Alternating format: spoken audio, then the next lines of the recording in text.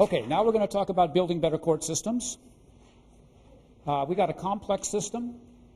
We need constant attention. And I've been doing this. I started court improvement in my court in the 80s. And it's still going full tilt. So this is not a job that goes away after a couple of years. This is an indefinite period. It's an attitude towards the court system and the work that we do, the importance of it, and how we can improve every day if we talk about it and we do problem solving. That's the one I hear the most. We've always been doing it this way in such and such a county. And I say, okay, it's worked up to now. Do you think it might work better if you tweaked it? And that's why court improvement is about an attitude. It's about saying, you know something, I'm not going to assume that we're doing it the best way. And I will tell you, I've never been into a court, ever, any place, that's doing it the right way in every aspect. Some courts do a lot of good things, and they do some things that aren't very smart. And so the attitude is, I'm going to look around, and I'm going to pick out, I'm going to go cherry picking. I'm going to pick the best things from the different courts that I see around the country and implement them in my own court. And that's what model courts are all about. And guess what it takes? It takes judicial leadership. If the judge is not at the head of the line, the rest of the system will say, well, the judge doesn't think this is important, and therefore we don't have to. But in the juvenile court, we are goal-oriented. We have a purpose. We have statutes that tell us best interest of the child, reunification, all these different things we have to do. And in order to do that, it takes more than just what goes on in the courtroom.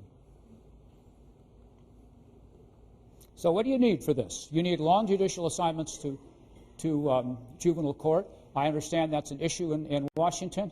It's nothing compared to what it is in California. We used to have the 6-month rotation, the 1-year rotation. And that's why California juvenile courts are weaker than they should be. Probably the most important thing that I had an impact on was persuading the Los Angeles presiding judge to keep a particular judge in that place, who's now been there for 12 years and probably is the most important judge in the country because he's got the largest juvenile court in the country. And you need continuity. You need to have institutional memory, and leaders have institutional memory. You need to have regular administrative meetings convened by the judge. You need regular cross-trainings, and you need to borrow best practices. A purpose. Where are we going? What's our purpose? And we collaborate. We collaborate with everybody in sight because everybody has an impact on what we're doing. Okay, now we're going to talk about family drug treatment courts. I know you have them, but I thought you'd like to see a little bit about another one. I started this one about 11 years ago. It was one of the first 5 or 6 in the country, and we're going to show it right now.